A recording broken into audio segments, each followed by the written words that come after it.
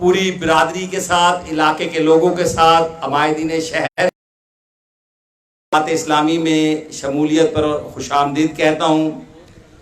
اور وہ جو کسی نے کہا تھا کہ میری زندگی کا مقصد تیرے دین کی سرفرازی، میں اسی لیے مسلمان، میں اسی لیے نمازی، انشاءاللہ یہ پاکستان جو ہے اسلام کا قلعہ ہے، اسلام کا قلعہ بنے گا، اور انشاءاللہ یہ مدینہ کی اسلامی ریاست کا نقشہ پیش کرے گا جناب سراج الحق صاحب آپ کی قیادت میں۔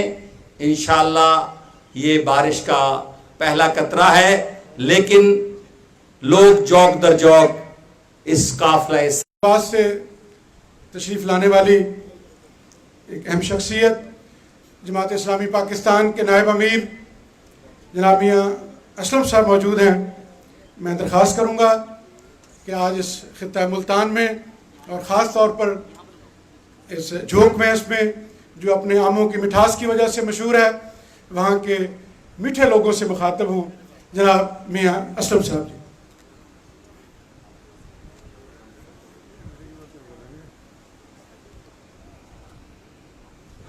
الحمدللہ وحدہ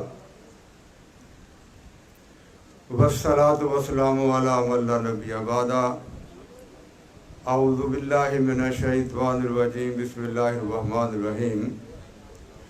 والذین جاہدوا فینا لنہدینہم سبلنا، صدق اللہ مولانا العظیم۔ نہایت ہی محترم جناب سینیٹر سراج الحق صاحب، امیر جماعت اسلامی پاکستان، برادرم ملک سجاد وین صاحب، قائدین محترم اور میرے ملتان کے بھائیوں اور ساتھیوں، وقت بہت کم ہے، دو چار فکروں میں بات ختم کرنے کی کوشش کروں گا۔ سب سے پہلے میں اپنے بھائی ملک سجاد احمد وین صاحب کو جماعت اسلامی پاکستان میں شرکت پر مبارکباد پیش کرتا ہوں، اور ان کو مبارکباد اس لیے بھی پیش کرتا ہوں، آپ ایسی جماعت میں شامل ہوئے ہیں، ہر جماعت کا کارکن، ہر ذمہ دار، ہر قائد وہ آپ کو اپنے دل میں جگہ دے گا، اپنے سینے میں جگہ دے گا۔ یہ جماعت باقی جماعتوں جیسی نہیں ہے جہاں کوئی لیگ پولنگ ہوتی ہے، جہاں کوئی کھینچا تانی ہوتی ہے۔ یہاں تو ہر فرد دوسرے کی مدد کرتا ہے، دوسرے کو سہارا دیتا ہے، دوسرے کو کھڑا کرتا ہے، اسے عزت دیتا ہے، اسے وقار دیتا ہے، اسے ترقی کی اعلیٰ منازل تک ہمکنار کرنے کی کوشش کرتا ہے۔ رحماء بینکم، آپس میں ہمیشہ رحیم ہوتے ہیں، ہمیشہ کریم ہوتے ہیں۔ کون میرا بھائی نہیں جانتا، پورے پاکستان میں صرف جماعت اسلامی ایک جماعت ہے، صرف ایک جماعت ہے جو اپنے اندر بھی جمہوری جماعت ہے۔ ابھی آپ کے سامنے سینیٹر سراج الحق صاحب تشریف فرما ہے، یہ جماعت اسلامی کے 5 میں منتخب امیر ہیں۔ ہے کہ جماعت دوسری رہتی ہے درائے نور تک نظر، کوئی خاندانی جماعتیں ہیں، کوئی جماعتیں دیکھتے چلے، صرف ایک جماعت اسلامی ہے جو اپنے اندر بھی جمہوری ہے۔ پھر دوسری بات پہ تمام تعصبات، وہ فقہی ہوں، گروہی ہوں، جغرافیائی ہوں، نسلی ہوں، مفاداتی ہوں، تمام تعصب سے بلند اگر کوئی جماعت ہے اس کا نام جماعت اسلامی ہے۔ تیسری بات، ہم صرف دعوے نہیں کرتے، میں بھی پاکستان کے اسلام آباد سب سے بڑی پڑھی لکھی کانسٹیچوئنسی ہے، اس کا ممبر قومی اسمبلی رہ چکا ہوں۔ سراج صاحب اس وقت سینیٹر ہیں، کتنے ہمارے لوگ ایم پی اے وزیر رہ چکے ہیں، یہ کوئی 200 کے قریب بنتے ہیں۔ اللہ کے فضل و کرم سے کسی کی پیشانی پر نہ کوئی مالی دھبا ہے اور نہ کوئی اخلاقی دھبا ہے، یہ صرف جماعت اسلامی کا اور اللہ کے فضل و کرم سے جماعت کا اعداد ہے۔ کوئی خادم جماعت ہے الخدمت فاؤنڈیشن کے نام سے، کس نے مدد کی کرونا میں؟ کون مدد کر رہا ہے؟ کون اپنی جان ہتھیلی پہ رکھ کے پھر رہا ہے؟ صرف جماعت اسلامی کے کارکن اگر کوئی مخلص بے لوث قائدین ہے، بے لوث ذمہ دار ہیں تو جماعت اسلامی کے لوگ. اس لیے جناب ملک صاحب اب اس جماعت میں آئے ہیں جو سب سے بڑی منظم، سب سے بڑی جمہوری، سب سے بڑی ایماندار، سب سے بڑی خادم اور سب سے بڑی مخلص لوگوں پر مشتمل ہے. آپ کبھی کبھی تشریف لاتے ہیں اسلام آباد بھی، اسلام آباد میں تشریف لائیں. آپ کا کوئی کام ہو، آپ کا ذاتی کام ہو، خاندانی کام ہو، آپ کے علاقے کا کام ہو، میرے پاس تشریف لائیں. انشاءاللہ ہم دل و جان سے آپ کی مدد بھی کریں گے اور ہر کام انشاءاللہ اللہ کے فضل سے آپ کا حل کرنے کی کوشش کریں گے. اسلام آباد اللہ کے فضل سے ٹھیک ہے، بہت سی لہریں آتی ہیں، کبھی ووٹ کم بھی مل جاتے ہیں. اسلام آباد انشاءاللہ کل بھی جماعت اسلامی کا تھا، آج بھی جماعت اسلامی کا ہے اور کل بھی انشاءاللہ جماعت اسلامی ہی کا ہوگا. میں آخر میں دوبارہ ملک سجاد بین صاحب کو دل کی اتھا گہرائیوں سے اس جماعت اسلامی کے خوش آمدید کہتا ہوں. کسی شاعر نے کہا ہے قدم اٹھتے ہیں تو منزل کی گرا کھلتی ہے، راستے دور سے مشکل نظر آتے ہیں، وما علینا الا البلاغ.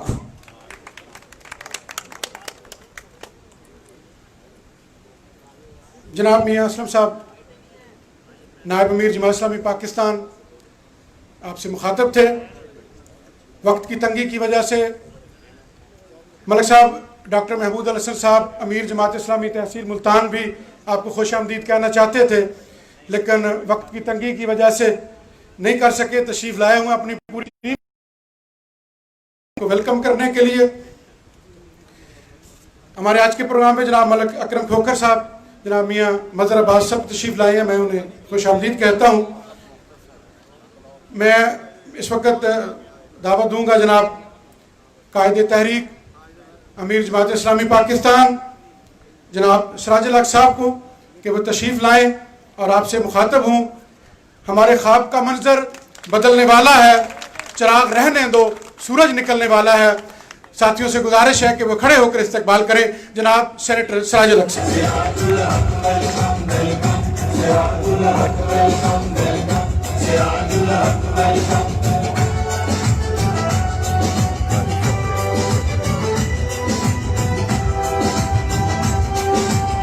الحمدللہ رب العالمین والصلاة والسلام علی رسولہ الکریم.